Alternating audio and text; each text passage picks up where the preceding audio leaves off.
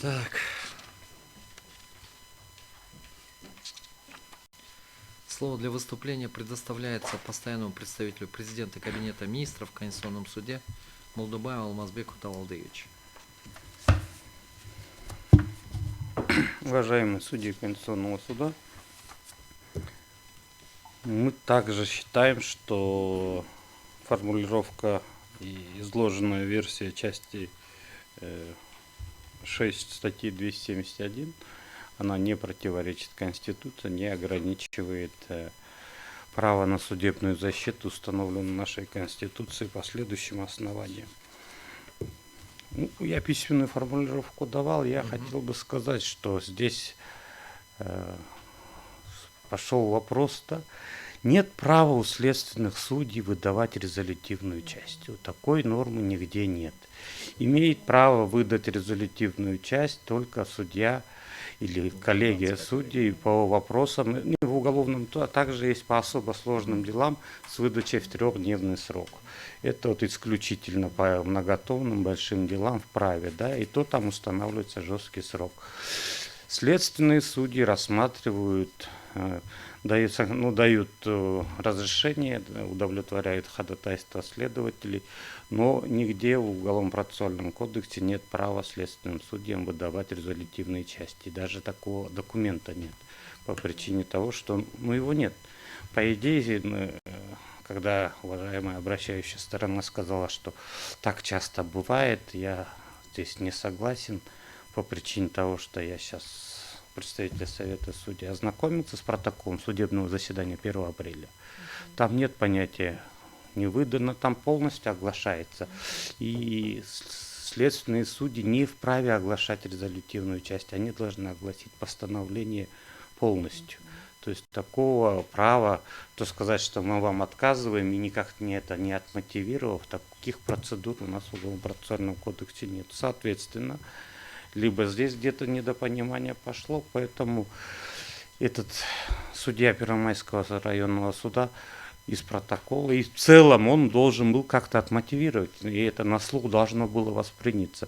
Соответственно, если речь шла о какой-то резолютивной части, то где-то должна быть расписка о получении резолютивной части, установления сроков выдачи. Поэтому здесь немного, чтобы не было в Конституционный суд не вводить в заблуждение, я хотел вот эти моменты объяснить, что мы считаем, что установление единого срока с момента оглашения это очень нужная и очень дисциплинирующая норма, 5 дней. 5 дней действительно, как вот Чинарас Скорбек сделал замечание, да, это не дело по существу, там сроки 2 месяца, можно 2 месяца рассматривают особо тяжкие, месяц там менее тяжкие преступления. Здесь специально установлены короткие сроки, потому что это не разрешает дело по существу. Это судебный контроль в досудебном производстве.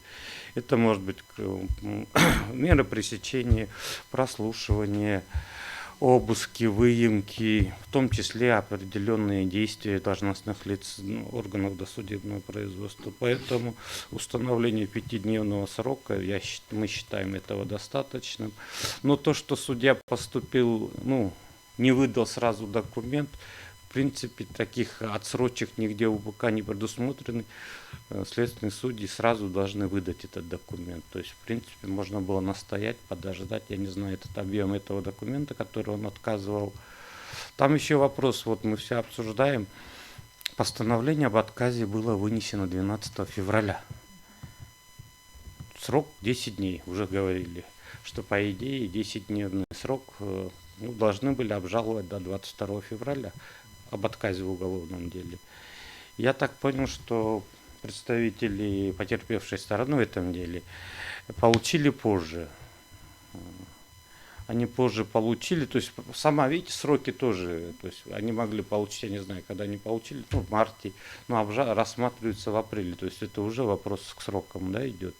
Хотя, в принципе, следователь должен был выдать и 10-дневный срок, этот вопрос должен был быть разрешен еще в феврале, потому что речь идет о постановлении об отказе возбуждения уголовного дела от 12 февраля. Говоря о сроках, да, чтобы не переходить к частному делу, мы считаем, что эти сроки разумные, в связи с тем, что следственные судьи обязаны полностью огласить, если даже не выдают, но они на слух обязаны полностью, обязаны огласить, обязаны указать сроки обжалования в тот момент, когда оглашают. Это из протоколов следует. Соответственно, у стороны, которая на слух восприняла и которые присутствовали в этом, в принципе, они должны понять, что у них есть установленный срок, 5-дневный срок, который они должны внести жалобу. Если что-то окажется, что судья, огласив постановление, а потом выдал другое постановление, здесь имеет место служебный подлог, потому что у следственных судей нет права вынести, огласить только резолютивную. То есть они часто в аудиозаписи можно это проверить. То есть судья все, что он прочитал в постановлении, должно быть письменно изложено. Ничего другого дополнить и что-то уточнить нельзя. Соответственно, мы считаем, что жалоба подана, это связано с действиями определенных судей, которые, он получил эту жалобу в течение 10 дней готовился к этому заседанию, в принципе, мог сразу выдать. То есть 10-дневный срок на подготовку жалобы, 2 листа рассмотреть и вынести постановление, даже на 3-4 листах, где мотивировка адвоката занимает, грубо говоря, 2/3 объема, и его мотивировка в пол-листа, в принципе, он мог выдать. Да, поэтому мы считаем, что если мы пойдем навстречу и установят возможность, то здесь не может начаться небольшой хаос. Это связано с тем, что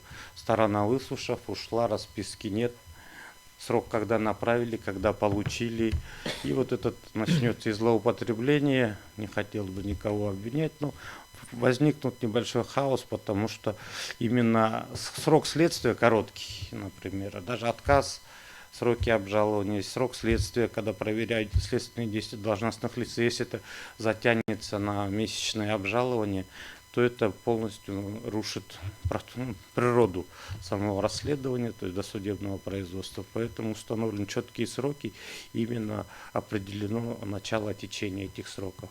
В связи с изложенным мы считаем, что эта норма не противоречит Конституции, не ограничивает, а действия определенных должностных лиц, это уже не нам давать оценку. Я